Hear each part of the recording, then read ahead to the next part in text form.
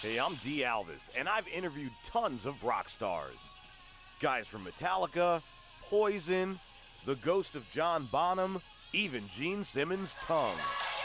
But none of them had the charisma, the sex appeal, or the talent of this guy right here.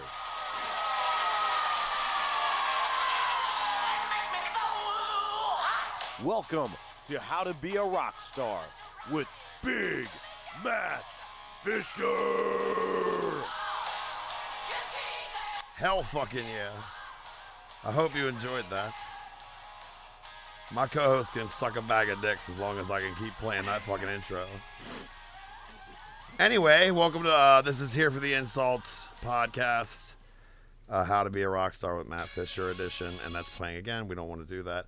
I am joined by the very lovely host of Metal Erotica Radio on the Rock Rage Radio app, Miss Rachel Cruz. How you doing, hon? Good. How are you? Wonderful. I'm glad you agreed to come on here. Like honestly, just with the Facebook and everything else. Any Instagram. And all that, like, you know, and I sent you one of our band's files to play on the radio show, and I'm flattered you did that. And I downloaded the app. I do listen, not every day, but I try to. You do play good shit on there.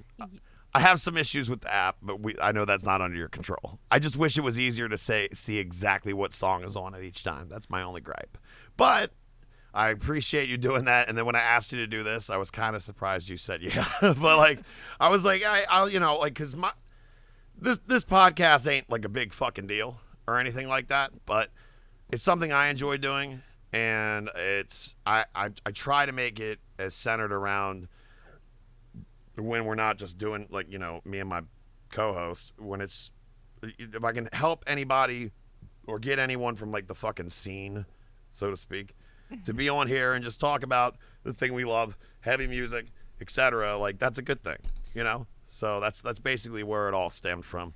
Yeah, you know, I like to do the same thing. I know my show, it's not like that very popular, but if I get the chance, I can give some exposure to all those bands that are local or unsigned.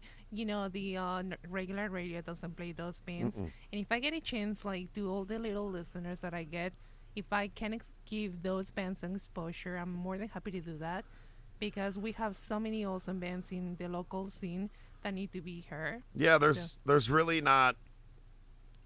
Well, like years ago, I don't even think it's a thing anymore. There used to be Noise in the Basement, but I don't even think that's a thing anymore. Like, that was on 98 Rock. Yeah. And I mean, even that was like minimal, because, like, you know, like, yeah, they were given a spot for local bands, but it was like, what, Sunday evenings when like no one's listening to the radio. But you're doing the Lord's work, as I would like to say. You're doing a good thing, and I've had like some random new likes from people that I don't know.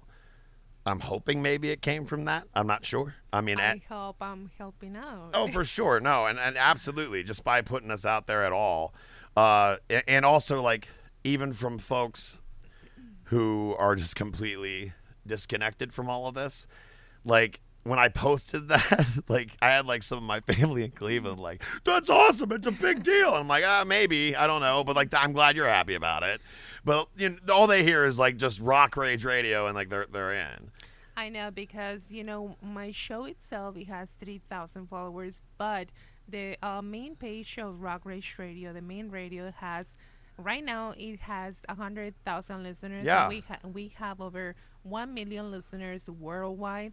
Our radio, it's listened by more than 26 countries. So wow. Whenever we play music on Rock Rage Radio, so many people listen to it, so many people get a hold of it, and so many people get to check out all those bands we play on Rock Rage Radio.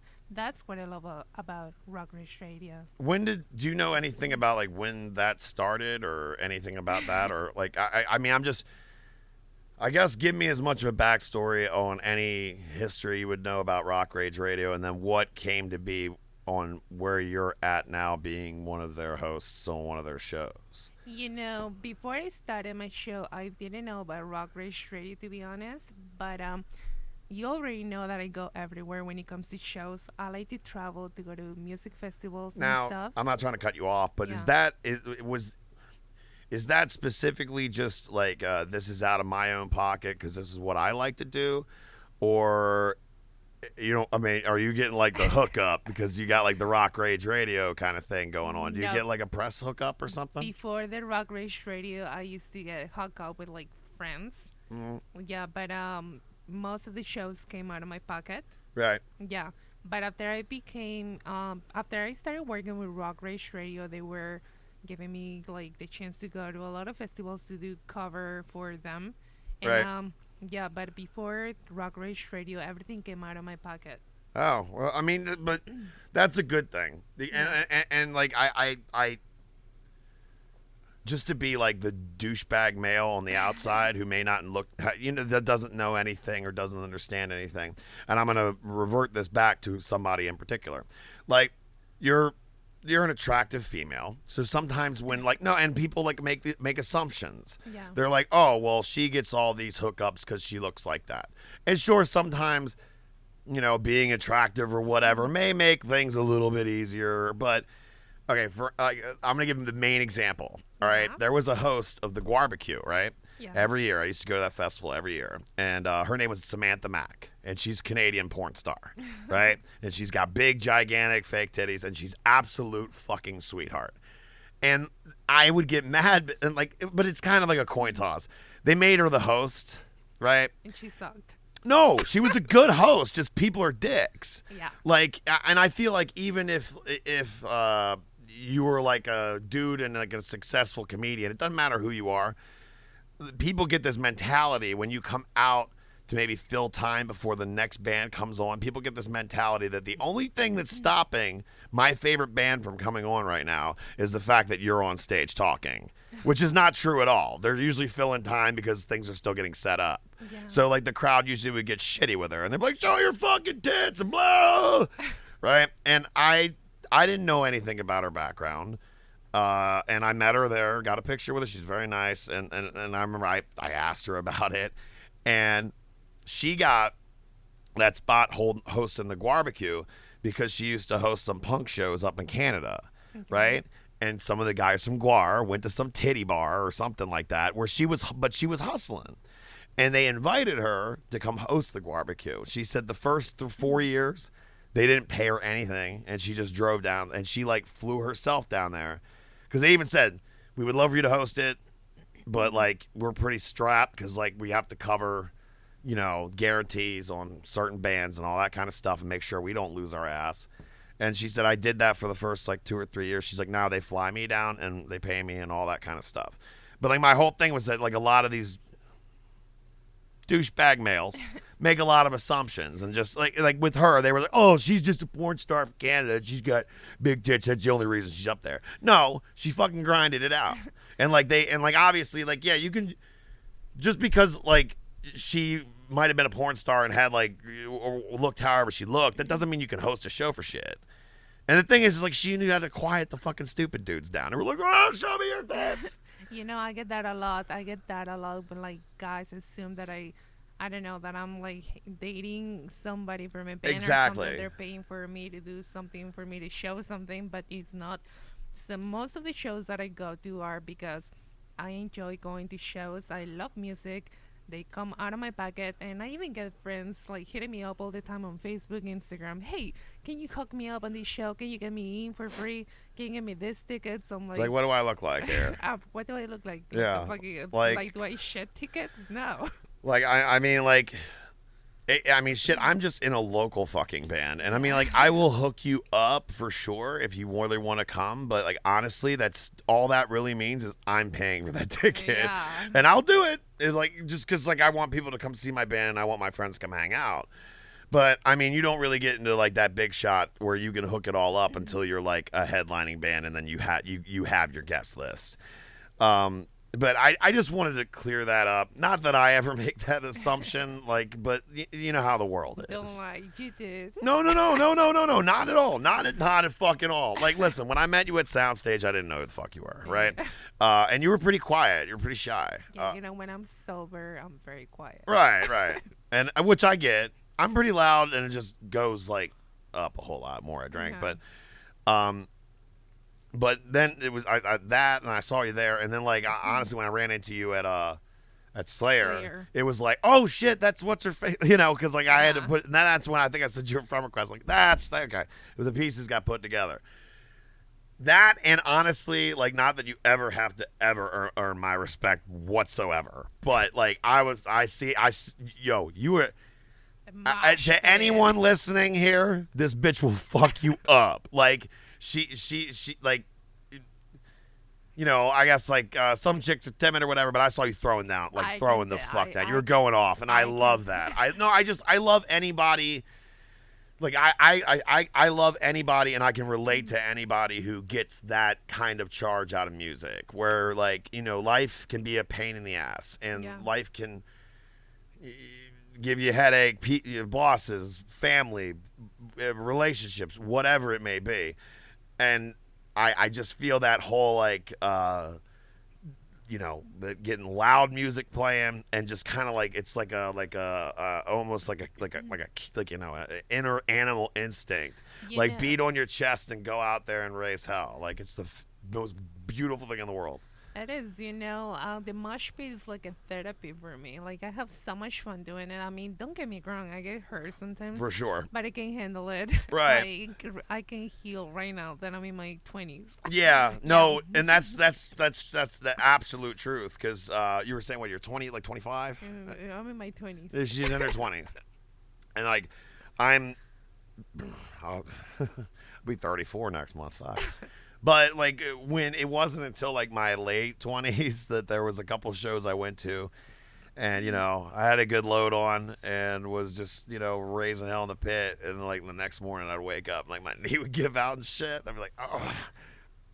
Fortunately, nothing major ever happened. I'm fine. But it gets to the point, the older you get, the more, like, you have to have that stability. Like, I can't really afford to, like, get hurt and be off work, The last time I got, like, that's actually really the only time, because having height in the pit helps a lot. Like, short people get fucking elbowed to the face really quickly, unfortunately. But, like, I got cracked right in the fucking nose, and, like, that, I was fine. It didn't break my nose or anything, but I did bleed all over the fucking place. I remember I, like, went running into the bathroom, and, like, my one friend that was in the crowd followed me in there, and, like, the dude from the bar just saw, like, some chick follow this dude in the bathroom. Like, what are you up to? And he's like, oh, shit. And sees me, like, bleeding. I'm like, she's just in there helping me, dude. Like, he's like, you need a first aid kit? But the only thing that sucked is, like, it was, like, all, like, scabby, like, up here. My, like, inside of my nose, like, it's, like, crazy for, like, fucking a week. I got a pretty strong nose. I've been hit so many times on my nose, and I can't believe my nose still straight. Right? Yeah, I haven't knocked it crooked yet. Yeah. I was at the Machine Head show in Baltimore Soundstage, and I was in the mosh pit doing my thing. The evening with. And at the end of the show, I was waiting to meet the guys on Machine Head, and when they came out, the vocalist was like, "Hey, you're the bad bitch in the mosh pit." And Rob's a sweetheart, isn't he? Yeah, he really is. Very sweet, and like all of them were hanging out with me. Like, not that I know him personally, but I met him once before on like a little like meet and greet thing. Yeah. And I mean, everybody in the band was cool, but like I just remember him being like. More animated, more like when you rolled up there, like, yeah, brother, let's do, you know what I mean, like that kind of thing. It was everybody that I've ever met at any of those shows, as long as you're not being a fucking weirdo, everybody's been really fucking cool. And that's just as a dude. Like, I feel like chicks will get a little bit more of a pass, but like as a dude, like come on, you know that's right. Yeah. We got a lot of passes. Yeah, I'm not getting in on anywhere, but like I just want like a picture and to shake your hand. Yeah. But I'm not gonna be a fucking weirdo about it. I'll introduce myself and be like, hey, you're so and so. I'm a big fan of your band. Hey, can I bother you for a picture real quick, and I'll let you on your way. And that's normally all I want anyway. I mean, it's different than like you get some motherfuckers who just sort of like, Hey, you want to come to the bus? well, not going that far, but I mean, I'm just saying like they'll spot the guy over there and be like, hey, and just scream the motherfucker's name. Yeah. It's like, dude, why don't you take for a second and remember that they're human beings? I know I'd be pretty alarmed if someone was screaming my name. I'd be like, what? Do I owe him money or something? Is he about to come beat my ass? Yeah, as far as the bus stuff goes, yeah, that's all you. Nobody's bringing me on the bus. Nobody wants me anywhere near the bus. If I approached the side of the bus, I'd probably be met with like a fucking cattle prod. Like, go and get, fat boy. Yeah. So I know I brought it up earlier, but like, your background. I'm Mexican. I'm fully blooded Mexican, and that explains my like super strong accent. Like I mean, at least I make some of my friends laugh because they like to make fun of my accent. Yeah, but I mean, but it's. I mean, you don't have any issue speaking English or anything like that. You know, I've tried so many times to get rid of my accent, and it's like impossible. Well, no. Well, how long were you born? You were born there, I take it, right? Yes. When did you come to the States? I came here for high school, so in 2014, I moved to Annapolis, Maryland for high school. And how old were you? 25. Yeah. No, lies. I'm 25. No. I'm saying when you moved. When I moved, I was 14. Oh, yeah. See, yeah, well, yeah, you had 14. Yeah, you'll probably be, the accent will probably stay forever. Yeah. But I got it twisted. I moved here when I was 14, and that was 2000. Towson? Yeah. 2007. Yes. Oh, okay. I'm sorry. Yeah, I'm sorry. The accent. I thought you. Sorry. Oh I thought you God. said you were moving to Towson. Those Jameson shots are making. Yeah, there you go. Well, hey, listen, I'm a man of my word. You were like, I'm really nervous about. Well, it cracked me up that you were like, I'm really nervous about being on camera, and I'm like, honey, we are not there yet. Like, I was like, if I could even live camera this show, I definitely wouldn't want to do it. Like, because you'd just be looking at like this fucking creepy basement with music gear all over the place.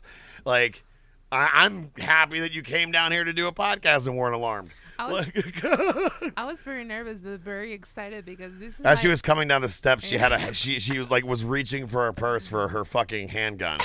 She's like, this weird fat motherfucker I don't know is guiding me into his basement. Like, I was like, if I don't see my fucking Jameson, I'm gonna shoot him. Hey, I'm a man of my word, and if you're taking time, that's fucking awesome, guys. If you ever come to his podcast, you're gonna be he's gonna be your favorite host. He's so fucking awesome. You hear that shit? So hey Sean, when you get to editing this, I need you to fucking isolate that audio and just play it loud as shit, and make like a video on YouTube. Like, I just want everyone to know that. Like, thank you for finally. You know, I tried telling motherfuckers that. Let me tell you, and even though we went back and forth on the scheduling with all this, which was fine, but like, you never gave up.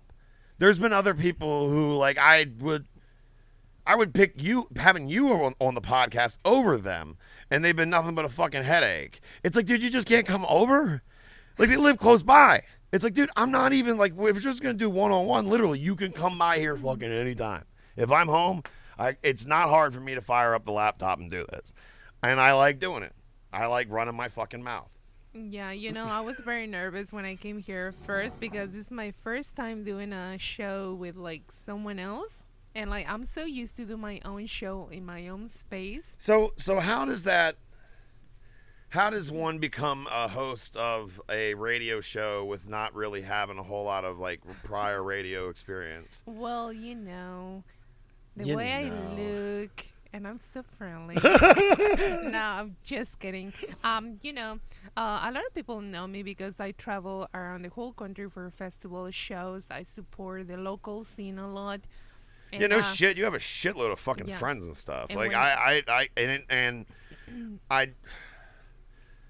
know, like, I was around. Was that Fishhead, and I mentioned, I think, that you'd play my stuff, and like I was like, Brian, they all knew you. I was like, fuck it, who doesn't know this fucking woman?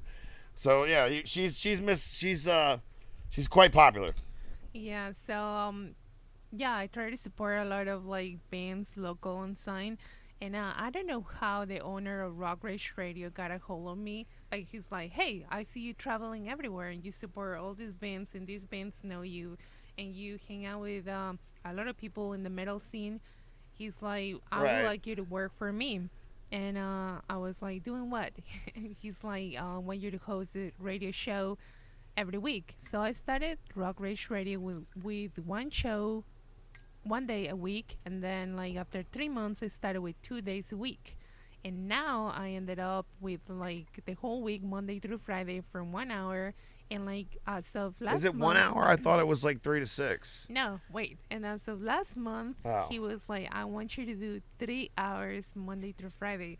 I was like, well, shit, I must have like a lot of people listening to my show. I mean, hey, that and like you know, if you got people that... obviously, he wouldn't be up in the ante if you weren't helping his business. Yeah. But like, I mean, if you go around and people in all the different scenes and stuff know you, and like, I mean, and the best thing of it is that you're not like put there because like he's like, oh, let me put this pretty girl out here. Like, no, it's what do they would call it? Like, it's organic. Like, you really like you're not full of shit. Because I beat my ass in the mosh pit, guys. Yeah, but no, I mean, but like, yeah, it's because you're legit into it. Like, I watch some of these like YouTube interviews and stuff with like certain metal bands. Like, I'm not gonna name any names, but like you'll watch it and it's like the people that are like doing the interviews, like they don't seem excited. And they don't seem like they're actual fans of these guys. Like maybe they just got set up with it, and which is a bummer. But like sometimes when I watch it, I'm like, your fucking questions suck.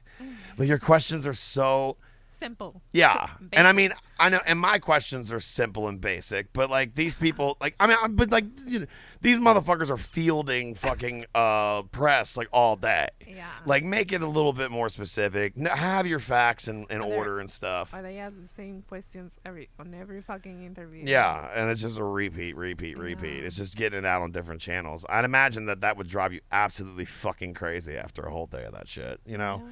And that's why, like, all those guys, you'll see them get snappy with reporters. I love watching that, where they get shitty. Well, as long as, like, they're not, unless they're being total dicks. But, like, there's ones where you'll see, like, the reporter guy that comes in there and he's just trying to, like, throw them I gotcha question so that they'll say something so it'll be a blurb and they can make it into an article. Because it's like, oh, so-and-so. This is why, and I'll fucking say it, this is why I stopped fucking with Blabbermouth. Like, because Blabbermouth just became... Like, Blabbermouth, obviously. Yeah. I remember they went through like a 2-month period. I'm a fan of Slayer. Okay? I'm probably a Kerry King apologist at this point. Because some people are like, oh, he's a dick. Kerry King is the easiest one to meet out of the whole band. He's the only one that normally will come out of the tour bus to fucking sign stuff, etc. I know this because I've seen it. Yeah. And... they did like one interview with him, and then they split just like certain lines from this interview and recycled them into like different stories. And one of them was saying, and they like titled it, Kerry King says Ghost sucks, right? If you watch the whole interview, this is what he says. Those guys are super nice, and we've toured with them in Europe, and they're cool dudes, and I love the imagery. And he's like, but I remember when Brian Slagle, was trying to get me into them, and it just was not for me. He's like, I don't think they suck or anything. He's like, it's just not my thing, right? Which is way different. And yeah. And it's the same shit that happens like in regular news now, where they just try to like they switch everything on their convenience. Clickbait, because all that matters is that how many articles did this click. Like, how many people clicked on this article, they right? Just won the audience. Yeah, and if you get all those people, then you'll get your advertisers to pay you more money. So basically what I'm going to start doing is I'm going to start making up a bunch of fake bullshit for this podcast. Rachel Cruz comes on fucking Here for the Insults podcast and says fucking... Scissor fist sucks. Oh, yeah, scissor fist. That won't get any clicks. You got to aim higher than that. Here, I got one more for us. Shit. There, this is the on-air one. Salud. Salud. Fucking right.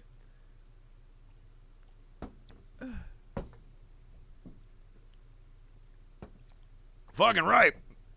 So, like, So that's why I stopped doing, well, I didn't really do interviews to big bands. I was going to do an interview to a big band that I don't want to mention. right, yeah, don't But, ever mention things that didn't happen. Yeah.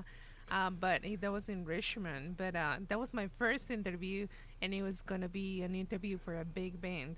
Right. And I was so nervous to do it. And, I bet. Yeah. But anyways, I got the courage to go down there and do it. And the singer canceled on me last minute. And I was like, oh my God, I just drove 3 fucking hours to do a whole interview for nothing. Did you even get to go? Did you go to the show and attend that at least? Yeah, I did attend because my friends were opener bands. They're local in Richmond. Seasons. If you haven't checked them out, check them out. Seasons from Richmond, Virginia. Richmond produces some really good stuff. Yeah. I need to get my band down there. I love Richmond. Lamb of God, War. Anyway, but I got the VIP that came out of my pocket. By the way, so at the end of the show, I got the VIP. I got to meet them. All of them were super cool. When I got to the vocalist of that band, I was like, by the way, thank you for the interview. Oh, you had to... Yeah. You had to give a little bit of the jab. Yeah, I'm Latino. I got the... Oh, yeah, I got that the fucking sass.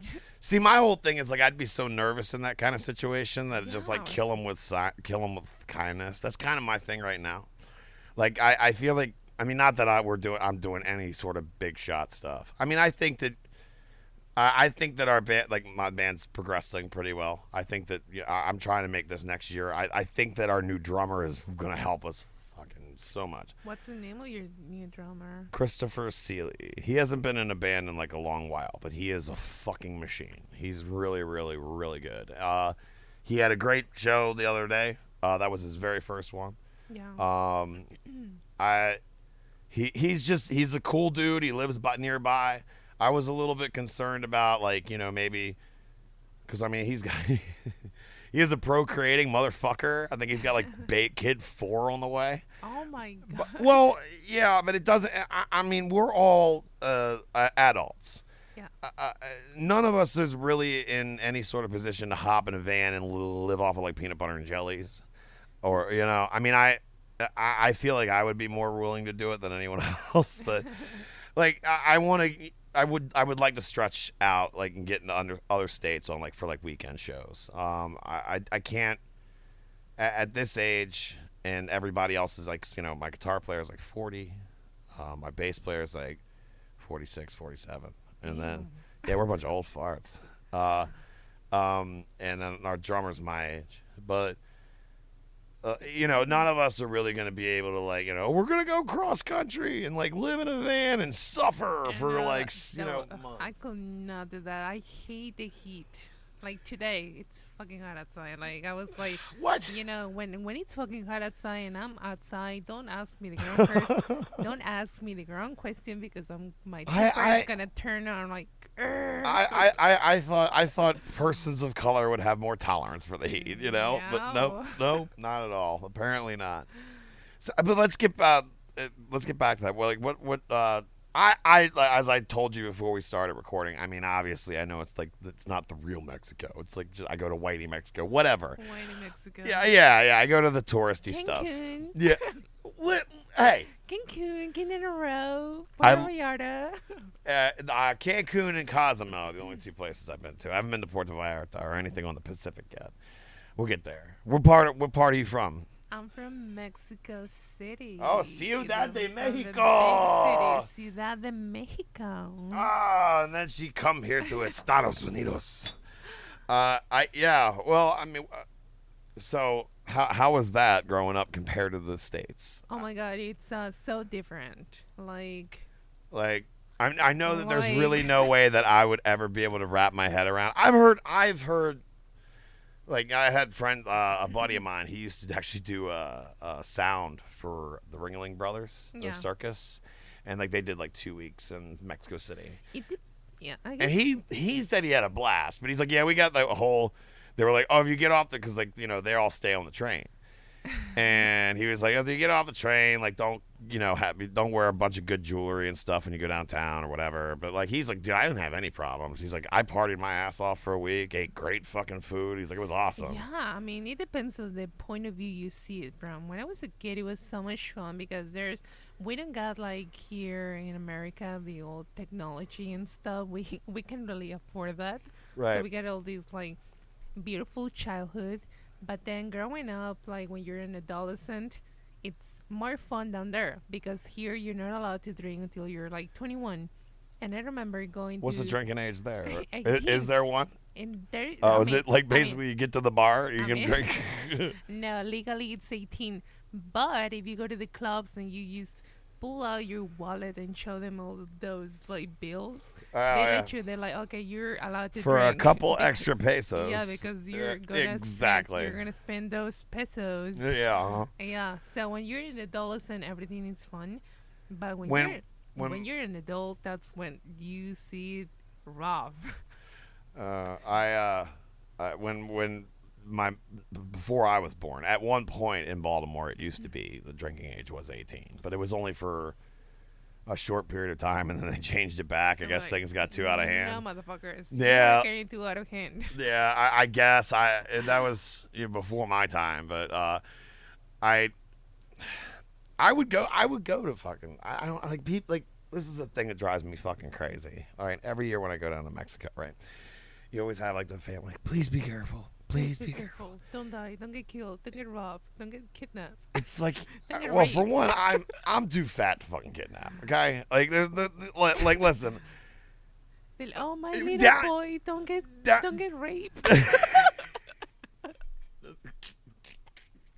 Listen, if of all the things that could happen, that'd probably be the most fun. But like, you go down there, and my whole thing is that if you compare the violence per capita of that area to like Baltimore, like I think Baltimore is still not. I'm not speaking for all of Mexico because there's a lot of other, but like in the Cancun area, like, cause I remember I went down the rabbit hole and like reading articles and stuff for the capita of population and the murder rate. I still think that they were less than what Baltimore is, and that's what I always tell them. Like, I go to Think Baltimore so? all in that area. Oh, Mexico City. No, not Mexico City. Oh. I'm talking about like in Cancun, Cozumel, Quintana Roo. Yeah, because in Cancun, white people, I mean Americans. White people. Americans. It's not all Americans though. We went to one resort, and my favorite thing about it was that if I go down there and I hang out at a resort and you're just like another American, I try to avoid you. No, actually, if they see you're a tourist, doesn't matter wherever you're from. Like, police try to like watch over you and protect you. But if they see you're a local, they could care less. Right. Because they don't want problems with like foreign countries. Yeah. And what I was saying was like at those like resorts and shit that I would stay at, I don't want to talk to. I live in America. I live in Maryland. Like, oh fuck yeah, you live like an hour away from me. I don't want to talk to you. Like, I would talk to. There would be people there from other parts of Mexico on vacation. You know where you should go? Where's that? Dominican Republic. Oh yeah. I mean, I would go there. Are you just saying that as a joke? Because what's his face just got shot there? Big Papi, the fucking not of a big puppy. I didn't know about that. Then what's going? Like 9 Americans are dead by now. Well, in Dominican Republic. Yeah. Oh. Is it there? No. I was talking about. The only thing I heard about was that dude that. Oh, I don't. His nickname was Big Papi. He was like Yeah, he played for the Red Sox for I years. saw that, but I don't know much about that. I just remember him from baseball, but I can't think the fucking name of his god. I'm like drawing a blank on his name because I remember being behind home plate when he'd come up to bat and we'd all fucking yell bullshit at him. But anyways, I think, I mean, in my point of view, I think, I don't know what's worse, Baltimore or where did you say, Cancun? Yeah, but I mean, listen, when you go down there and it's an all-inclusive resort. I was never there, so I wouldn't know. Well, you should go. You should go back down there again, Is like it just for hot? vacation. Not when. Well, right now it would be hotter than a motherfucker. Yeah. It'd be hotter Thank than. you. But like I go down and we've always gone in like the like around usually November, and then I went in February where it's cold here. You know where I spend my vacations? At shows. No, I go to Chicago on the winter when it's fucking freezing. What are you, like a fucking ice person or I something? love the cool weather. Really? Yeah, I love when it's like fucking -0s. I go to Chicago. My vacations. That's painfully cold It though. is so Like that's hurt. That's when like it hurts your face to walk outside. It makes me exciting. That's your thing. Okay. I've never been to Chicago. Well, I take that back. I've been to Chicago's airport one time. O'Hare. Yeah. Actually, fuck it. I don't think I've told this story on the podcast, so I'm just gonna go with it right now. I'll try to keep. I'll keep it to in a nutshell. It was me and my all right. My girl had been to Cancun before. I had not. I'd never been out of the country, and she was like her and her aunt had went, when she was younger, and she wanted to go back. So I was like, yeah, let's do it. So we pay and all that stuff. We get to the airport. We get to BWI, and we check in, all that good stuff, and I think that our flight had changed gates, right? Or the gate that we were in front of had no sign indicating that it was going to wherever we were supposed to go, which was actually, I think, Fort Lauderdale with the catch connecting flight. There's a fucking huge airport, by the way. Fort Lauderdale? No, Chicago. Oh, yeah. Well, I see, here's the thing. We're getting there. Okay. So there was no sign indicating that, right? And and there was a little like woman like working the desk, and I was like, I'm going to the bathroom. Ask her and make sure this is the right gate. All right. I come back from the bathroom. She says, yeah. She said it was the right gate. We get on the flight. Our seats are assigned. Our seats are open. They scanned our ticket, right? We get in. We sit down. Both of us pop our like earbuds in to like listen to music or whatever, right? We take off, right? And like about, I don't know, 3/4 of the way through the flight, and it's going to be about 2.5 hours, which would be our normal flight time. And then like I take my earbuds out, and he's talking about the weather in Chicago. And I'm like, wait, you were going to Fort Lauderdale? Yeah. Oh, I wound up at, we got on, they scanned our fucking ticket. And they didn't our seats. tell you? No, like there was a little scanner. And it went beep. It said, enjoy your flight. And the thing is when we got to O'Hare, she was. We were standing. It was with. By the way, this was with Spirit Airlines. We do not fly with those motherfuckers ever again. Yeah, they're bad. Yeah, well, we just went because it was cheap. I didn't give a shit. I just wanted to get there. And so we land in O'Hare, and I remember they're boarding another plane, and they're scanning the passes for that. And then the scanner makes a different noise. She goes, no, you're at the wrong gate. I'm like, that shit didn't do that in Baltimore. The only thing, though, the positive, we after arguing with them, we got a flight to Miami. We got to Cancun, but it was about 9 hours later than we were supposed to. But our baggage was not there, right? Because our baggage got there on time. But like the guy said, he's like, oh, well, if it was left here, he's like, the people from Spirit picked it up and put it in their lockbox, and they won't be back till tomorrow. But we got all of our stuff the next day. Everything worked out. But Chicago O'Hare, those fucking bathrooms, did you been in there? They got the little button, and it like has the plastic wrap that comes and covers the seat for you. Yeah, because some people like, I don't know. I've never seen that before. I was blown away. But you know what? I'm so happy they put them on, because I've been in some female bathrooms, and like I don't know how they fucking pee. Like there was like pee all over the fucking seat. Like, they grab the sides of the stall and like just hover. I guess they pee like a fucking eagle. Yeah. When I was younger, like around like 19, 20, I used to bar back. We can pause it. Hold on. Let's pause. We're gonna pause the episode. Okay, we're back. I was hitting the record button. I can't remember what the fuck we were talking about, but yeah. So this is like, but you're not terribly familiar with like podcasting in general, or like. Not really. I mean, I'm a very busy person, as you can tell. So I don't know. Whoa. Well, to be You honest, hear that?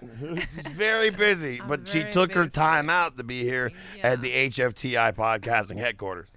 Yeah, this is like very important to me. He was like begging me to come here. No, Wait. I'm just kidding. I No. said, please, please, please. It means so much to me.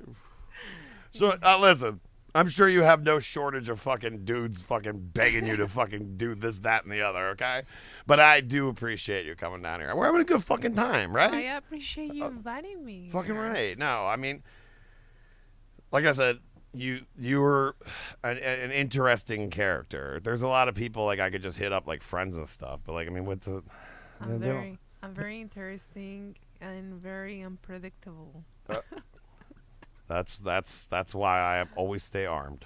Hmm. So, like, what? So like with your life growing up in like the Mexico City, what initiates the move to bring you here? That there's a very hard story to tell. I mean, if it's like too personal or whatever, you don't have to tell me anything. But Mhm. whatever, I just I mean, like, it is personal, but like all my friends know it. Um, well, first of all, I was raised by my grandmother because my mom had me at a very young age. She got Uh-huh. pregnant at 13, Oh wow. and she had me at 14. Yeah. So she was a child. Yeah. couldn't- she Yeah. and she was like a party girl. Right. Yeah, she was like me into like shows. She was always going to shows and stuff Yeah. with her girlfriends and stuff. So she didn't have time to take care of me. So my grandmother raised me. So I did my whole life. I spent most of the time with my grandmother. And then my parents moved up here to the States, and I decided to stay with my grandmother. So yeah, I was living a happy life with my grandmother until she got sick of fucking cancer. Oh. And I'm sorry. yeah, she couldn't take care of me. Like I had like a lot of responsibilities when I was 13 years old. I had Right. to like cook. I had to go with her at the hospital since like 3 a.m. Mm-hmm. all the way till like 2 p.m. Then I had to drive all the way home, go to school till like 8 p.m. Do my homework. You were taking over Yeah. like more responsibility than some Yeah. adults have. Do my homework, take care of my grandmother again, go to bed, wake up, go to the hospital for her. Um, you know, Well, the good on you hospital. for it. Like Yeah. I went through that as well. Both my parents are gone, but like, my father passed when I was like 17, but Yeah. it was the same thing, cancer. It's so- Years and years and years. But it was he had it once when I was very young, and I don't remember it. But it was like, he had some treatments and it went into remission, and then it came back like 11 years later, and it was one issue after the other. Like, it was from the moment my mother told me when I was about 13 that she's like, your father has cancer again. Things are going to be a little bit different, whatever. And then it was that, and then it was a whole lot of other health issues because the stuff that they use to treat you is Yeah, it makes more Yeah. less consequences. yeah, it's like putting like a nuclear bomb in your body. Yeah. It'll kill some of the cancer cells, but it's gonna fuck the rest of your shit up too. Yeah, it is a tough process not only for patients, for like their surrounding family.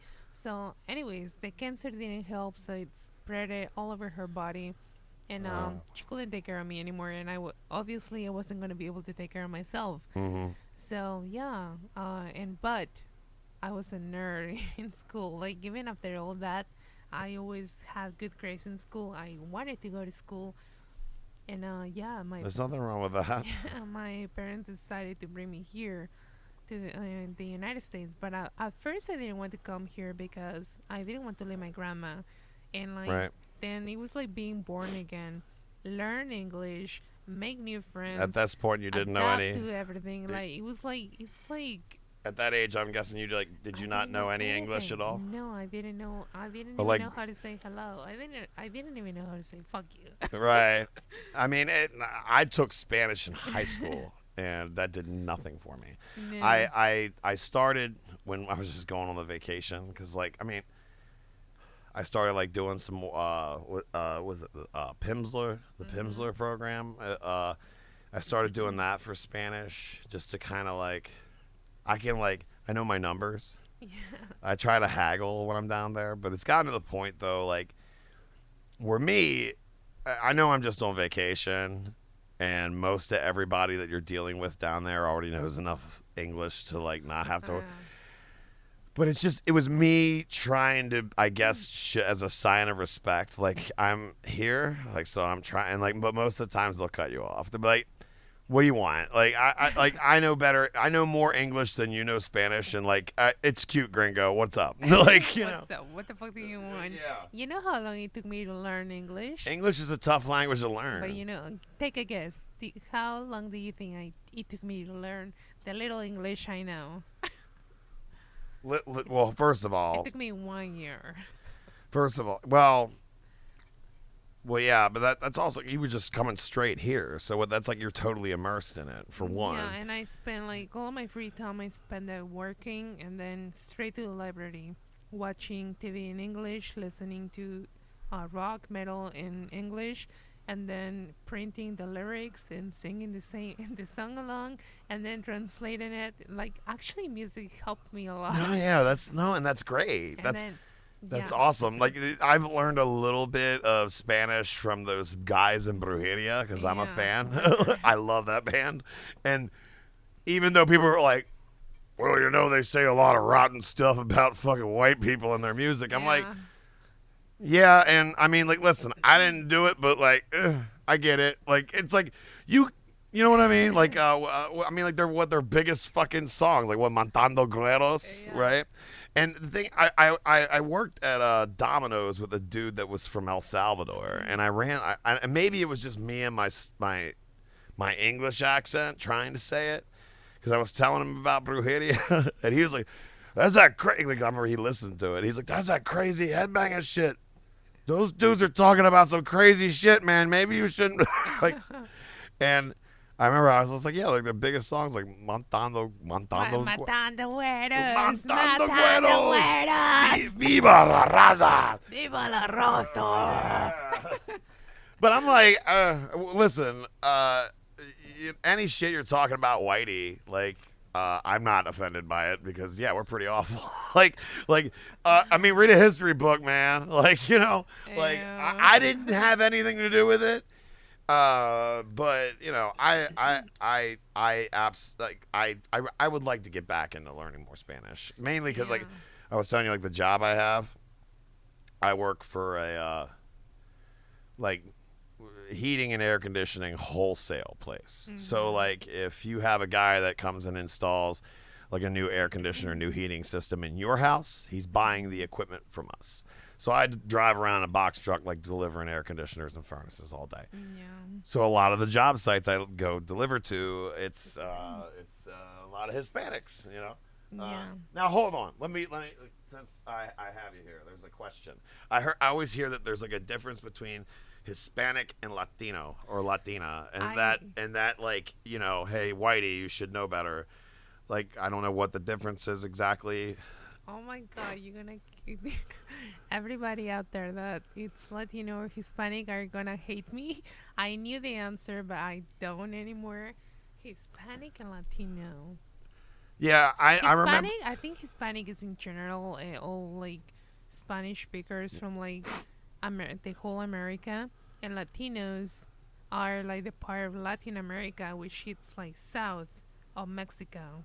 Oh, okay.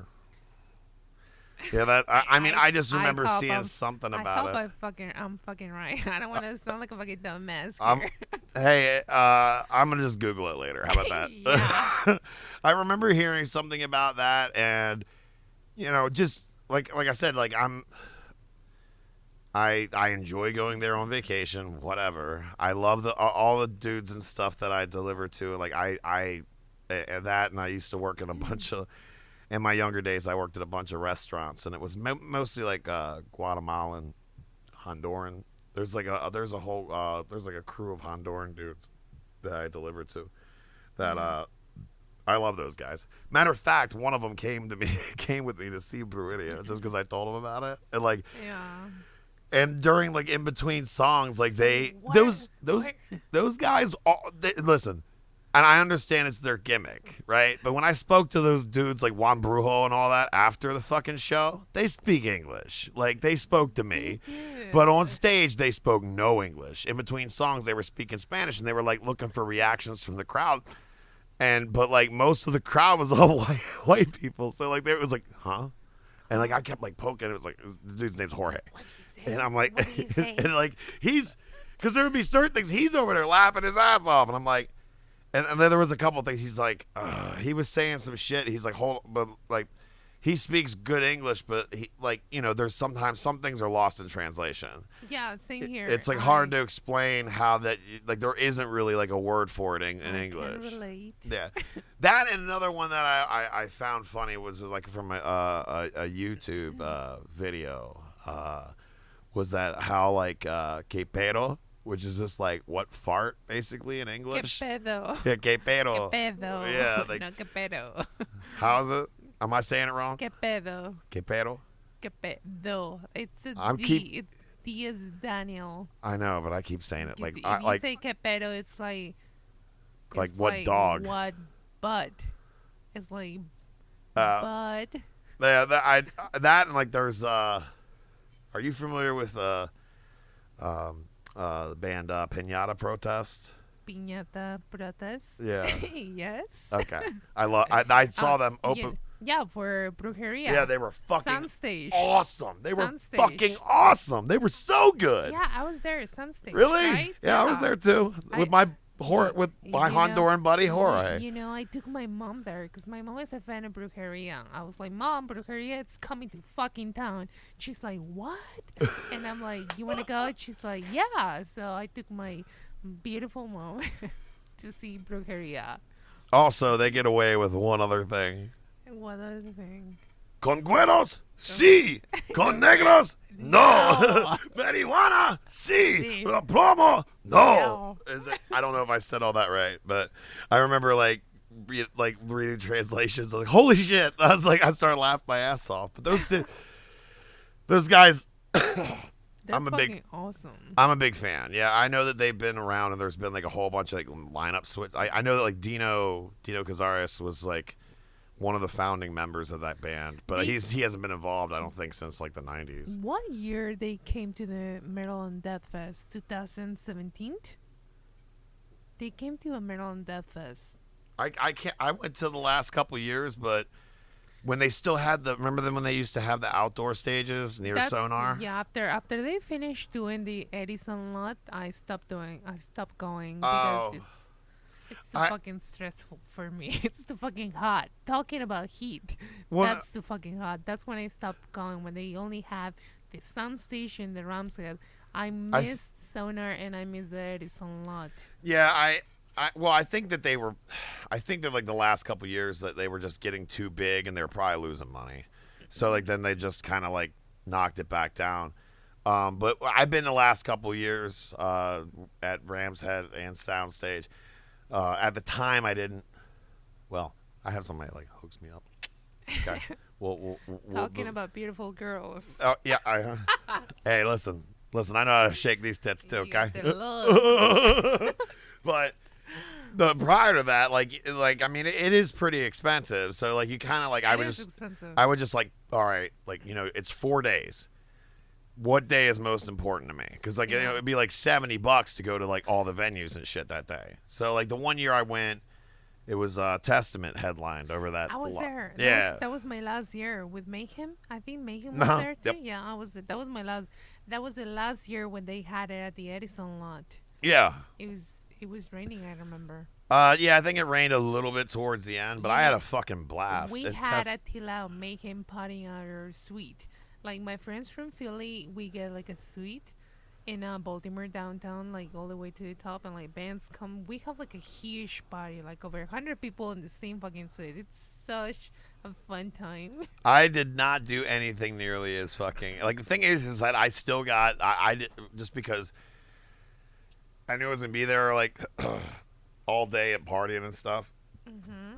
And, you know, I already have one DUI under my belt from years ago, so I can't get another one. Plus, on top of that, I drive a truck, so I have a CDL. Yeah. Yeah, I'll lose. Like now, if I get one, I will have to do weekends in jail, and I will lose my job. So, I got one, so don't worry. Oh, did you? I got one at Rock on the Range. Oh wow, yeah. Ohio's a pain in the ass about that shit too. But it's cheaper. Is it? Yeah, you pay less than $1,000 for fines, and here in Pennsylvania or Maryland, you pay like almost $5,000. It was crazy. Between my lawyer, and then I had to do like drug classes, and probation, and all the fines. I can't remember exactly what was what, but I know that it was about over the course of like about 6 months.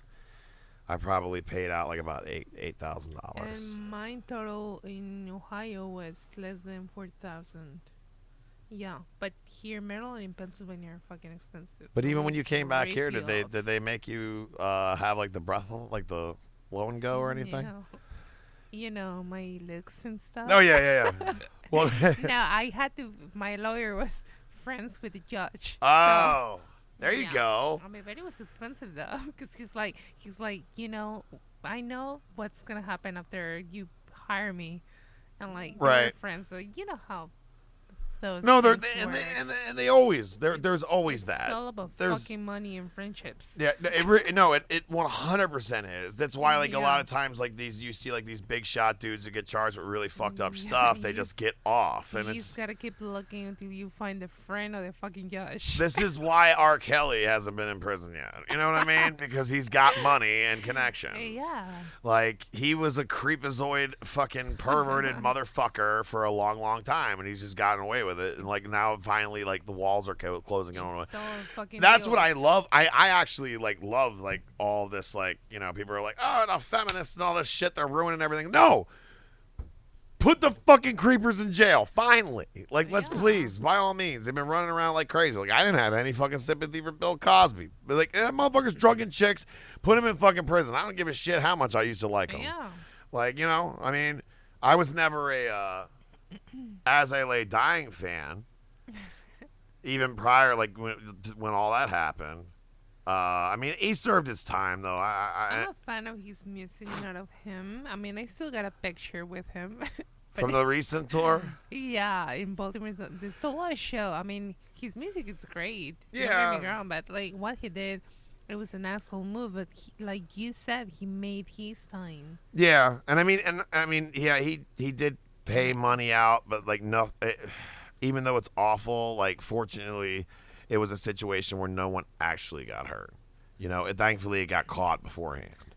Yeah. And I know people get, especially when you're in that kind of like a little bit of a limelight, I feel that you're way more, it's a whole lot easier to go down a really shitty road compared to somebody like myself who still has to work like a normal job.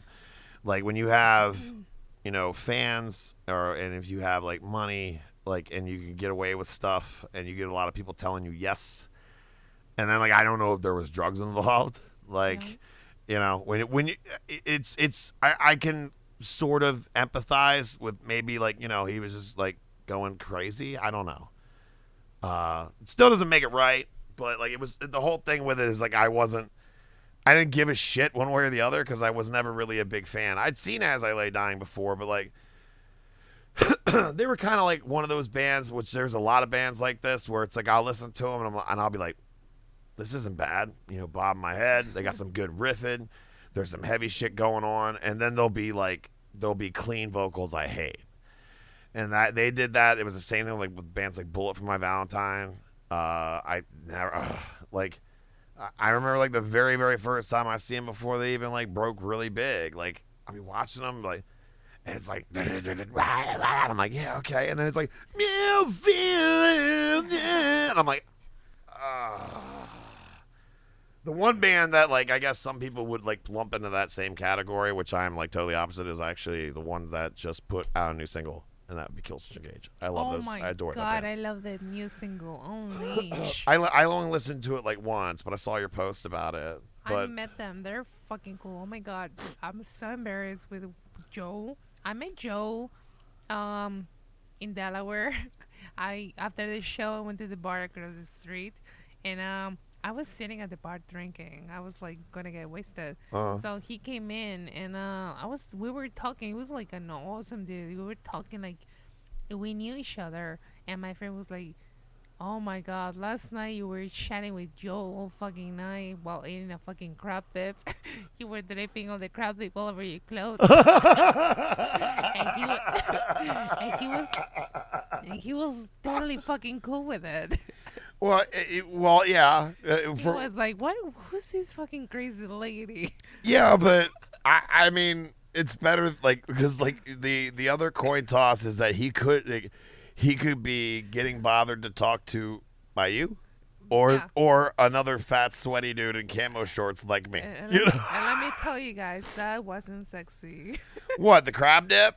Yeah, I was like a fucking pig, drunk pig, and ate my crab dip while talking to them. Listen, First of all, the everyone smell of has the their crab dip. thing, okay?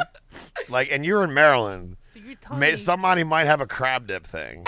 Like they're like, so you're telling me yeah. because of crab fetish. I don't know about like a crab fetish, No. but maybe like a chick dribbling food down the front of her fetish. But he was so fucking patient and cool. Yeah, there was. I did like one VIP meet and greet with them. Here's this will show my age.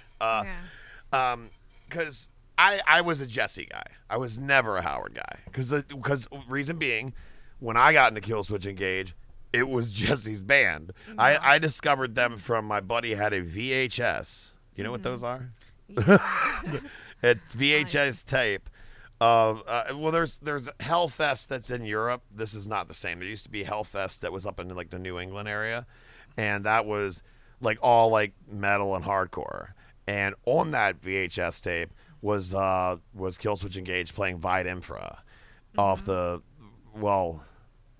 first album. Like the Alive or Just Breathing hadn't came out yet. There was one album prior to that, and it was a 4-piece. And Adam D was on drums, right? Adam is awesome. And he had like blonde spiky hair, right? And that's how I got into them. Like, cause like I literally had to go like back then. I had to go to a place called The Wall, which was a CD store, and they had to order me that album and then call me when it was in. Just shows you how much times have changed. And years later, I mean, I still like some of the Howard stuff, but that wasn't my band. Like that was not my Killswitch Engage. So I was thrilled when Jesse came back. Not like Howard has a great voice, and he made a lot of hits, and he made that band a whole lot bigger. Yeah. But Jesse's my guy, and I think Jesse knocks it out of the park, even singing Howard stuff. I think he does a good job live. And then when he first joined the band, I'll have to show you this picture because it's really funny. I have a picture with the whole band, and I basically just like fanboyed out on Jesse the whole time because he had just got back in the band, whatever. And then when I went to see Slayer in Philly, like about 2 years ago, maybe, it was at. I know the name's changed, but it was Electric Factory, whatever that's called now, right? Yeah, it's the Franklin Music Hall. Yeah, that sucks. I know, I miss the Electric Factory. Electric Factory was a cooler name. Yeah. But like Slayer was playing out back, and At the outside with Lamb of God, Behemoth. Yeah, well, I was there. It was fucking raining. They closed the fucking show for so long. Did you get there early? You know that I got there when it was raining. They made my ass stay outside. I know. Wet. Well, no, they said everybody had to go inside and then go to the vehicles and all that shit. And my looks didn't matter, by the way. They left my ass outside. Well, but if you got there way earlier, there was a pre-party at the the Voltage Lounge. Yeah, and Jesse next door. Yeah. Yeah. He was there. He was DJing. He was special guest DJing. Yeah, I went over there just for that. There was nobody there. I was fucking late as always. Yeah. I'm a very late person. Well, no, because I remember when it was advertised, I came up there like way early in the day because me and my friend went and got cheesesteaks, and then we went there, and it was him and his. Well, I think him and his wife divorced, but it was him and his wife. And like, 'cause I even met her because I'd seen her on the Instagram pictures and stuff. I just shook her hand. But like, he was just back there, and I mean, there was a couple people in there, but nobody really gave a shit. Yeah. But like, I was just, and he was like putting on jams and like up there, like headbanging because they weren't playing. He was just DJing. And then I followed his Instagram. Like they let him go on the roof of the building to watch Slayer, and he was like taking pictures from the roof. He's like, really? well, he's like, my night finishes watching on the roof with the guy, like the employees and stuff there. Wait a minute, he was there. No I guarantee way. you, I will show you pictures on the Instagram from the same night. He was that because it got advertised at the Voltage Lounge, and like if you got there earlier, the pre party was like they had drink specials, and then they were going to be spinning metal music and guest DJ Jesse Leach. Shit, Yep. I totally missed that. Yeah. Shame on you. Shame on you. Shame on me. You know better now. But like I got a chance to like fanboy all over the place with them, and like those guys just are like nice, cool dudes. And I mean, every album they put out, there's songs I really like and some songs I'm not as crazy about. But I've liked the last 2 records with Jesse. There's always been good bangers on it. So then this album I'm sure will deliver as well.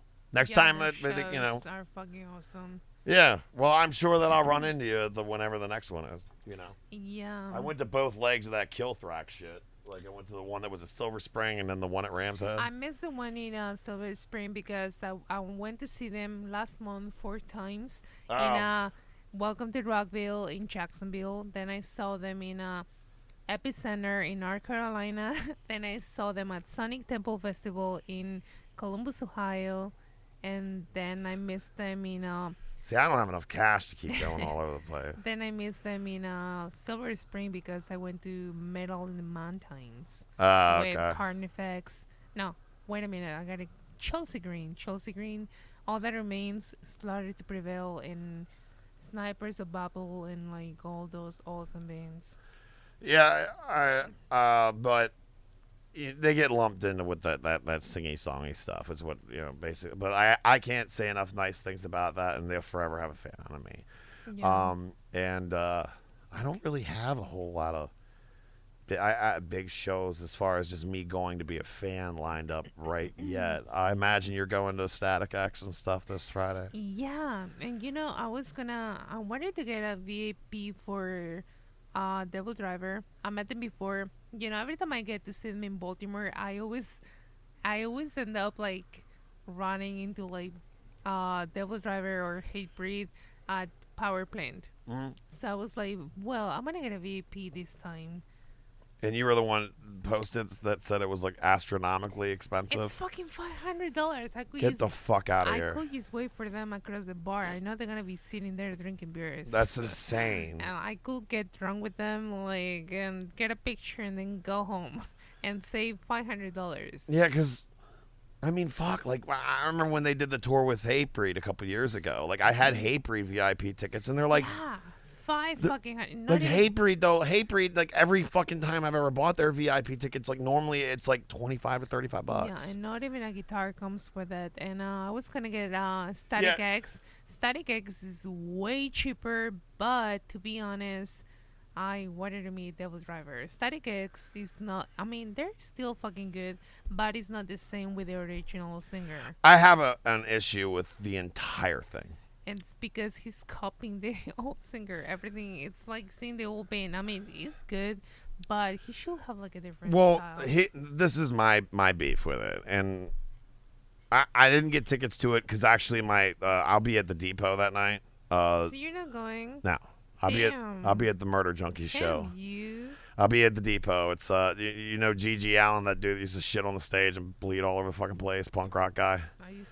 He's gonna bleed. No. He's been dead since like '93. It's his band though, the Murder Junkies. My cousin's their tour manager. It's like drives them. So like, I don't get to see him that often because he's on the road all the time. So I was already like it didn't matter that the show was sold out. I'm gonna go hang out with my cousin. Like, and my beef with it. Okay. For years, following Tony Campos' exit from Static X, him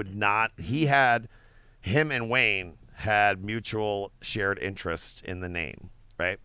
So after he left, Wayne was touring just under the name Wayne Static. He could not use the actual Static X name, and he could not release albums or anything, right? because him and Tony fucking hated each other. So Tony waited till he died, and now he can cash in on the fact that he still owns half the name and get a dude in a. That's exactly what he's doing. Yeah, I mean, it's basically to him. He's copying everything. He dresses like him. Yeah, they just put. Do you know who? I have no idea who the actual guy is going to be. They're just throwing a dude in a mask that looks like a Wayne Static zombie mask. To be honest, he sounds the same too. He does the same thing. He dresses like him. You don't see any difference. Because I heard like there was rumors that it was the dude from Dope. I think that they've kept it pretty like. It might be a nobody. I don't know. I'll tell you. Yeah, Thursday. Find out who's under the mask. Thursday. Corrosive, highly contained. I mean, I do like the Wisconsin Death Trip album, but I was never a huge fan of them anyway. But like after like knowing all that part of the story, and like I get it, like he's trying to make money, and like it at the end of the day, like I mean, even though I kind of think that's shitty, like fans want to see it anyway, obviously, because the thing's sold out. They want. Like, I mean, Wayne was dead. The last chance for you to see anybody play that music live was if you went and saw just the Wayne Static tour, which never drew as well because, like, it was Wayne Static. It wasn't Static X. Yeah. But, I mean, unfortunately, he's no longer with us. So, I mean, it'll keep the music going, and that's fine, and I'm glad everybody will have a good time. I've seen Devil Driver 10 bazillion fucking times on like every fucking tour, and I like some Devil Driver. I wasn't really crazy about that whole. I mean, I guess it was a cool idea, that whole Outlaws country thing that they did. I like Devil Driver, especially Mike. He's so humble. Like you'll run into him into the crowd. Like whenever there's opening bands, he's like between the crowd, checking out the opener bands, or after the shows he's like drinking with like his fans. He's so fucking awesome. That's the thing though, is like I don't cool. even I don't buy the VIP, guys. You just go across the bar from the venue and you'll find him. Yeah. Well, like if you know the actual lineup, I know it changed a bunch. I think like from the very beginning of it, there's like I think it's just Dez and one guitar player that have been in there since the original lineup of Devil Driver, I think. But like I don't even know. Even with seeing them a bunch, I couldn't. If somebody else from the band walked into this basement right now, I couldn't tell you, other than Dez. Yeah. And I mean, I know that's fucked up, but like, Dez you can spot from a mile away. Dez doesn't drink anymore though. Yeah, the singer of Devil Driver, he's the same one that plays this song "Loco," right? Yeah, he was in Coal Chamber back in the day. Yeah, no wonder why. I saw something online that and I even posted it on my page. That he played the song "Loco," and he's doing it. He's probably doing it for this whole tour because like the Cold Chamber and Static X were like kind of like right around the same timeline, and then like Cold Chamber just kind of fell apart, and then I like Devil Driver more. Yeah. Cold Chamber was huge when I was in high school. Yeah, to be honest, I didn't know it was the same singer until like somebody posted it. Yeah. I only knew that because I grew up with Cold Chamber. I'm not that old, so. Yeah, no, I'm only 8 years older than you, but there's like a generational gap. Yeah. Like when I was, the first time I saw Slipknot was second stage at the Ozfest. Nobody knew who the fuck they were. Yeah. And then they blew up. And then I had the original release of their first album, which it got re-released because they had to take a song Purity off of it. Yeah. And they still play that song, though, on a pretty regular basis. But I don't know what the whole story was. I think it was like a sample issue, that there was a sample copyright thing. And then they replaced it and re-released the album with a song called Me Inside with Jonathan Davis that sucked dick. And then that was kind of like the beginning, especially because I was in high school. Like all the people that weren't into that kind of stuff started getting into them, and then that's when I like backed off. Yeah, my friend told me a story about Slipknot. He said the first time he saw them a long time ago, he was like, "Who are these fucking clowns wearing masks?" They're maniacs. They look like fucking clowns. And once they heard them, he was like, "They're actually pretty good." That's when they fucking started like blowing up, so fucking popular. Yeah, I mean, when that first record came out, it didn't really sound like anything else going at the time. And like I came to grips with it. That was mainly just me being a shitty teenager, and like like when you're a teenager and you're a person that's into heavy metal, like when all the popular people start getting into the same kind of stuff, you're like, fuck this shit, that shit, they sold out, and you start yelling stuff like that. But now that I'm older, like, I mean, I'm going to see him at that at Jiffy Lube with Volbeat and all Tell that. me you got pit tickets. I do. I'll see you in the pit. Okay. All right. I might take you down. You probably could, because I won't put up much of a fight. I'll bust some heads with people that are being dicks. Yeah. I handled some business with one dude at Slayer. You probably didn't see it, but like, I was in and out of the pit a little bit during Slayer. Oh my god, they were beating my ass and Slayer. They couldn't even let me get out of the pit. They were like, I was trying to get out, and like they kept pushing me inside the pit. Right. No, it just normally if you just make these things like get me the fuck out. Like, I mean, if anybody's not a shithead, they'll let you out. What happened where it was me and one dude yoked this dude up and like ran like just charged him through the crowd to a security guy. I was kind of bouncing just off like the inside ring of the fucking pit, and there was this other guy that was nearby me, and this dude came through the crowd and sucker punched the ever-loving shit out of this dude for no reason. That's like, what I hate. Yeah, and like, because I hate to like make judgments, but like, he was like in like the like Affliction or Tap Out t-shirt, and he's probably a person that doesn't understand what the mosh pit. Yeah, like he's like, oh, this is when you can just punch people in the face. Like, no, dude, not really. Like, and he sucker, and like me and I lost my fucking shit. Like, and because it wasn't cool. And like when I got back, I asked the dude, like, you know that guy? And he's like, no. And like the only thing is you could see this dude was gonna have a fucking big ass black eye. Like it pissed me the fuck off. Because like I remember I came back and my friend Susie like, what was that all about? She just saw me like just grab this dude by the collar, and it was me and one other guy. We just like marched him through the crowd, and I just said I was like that guy fucking like. She's like, yeah, I see you just like saw red for a minute.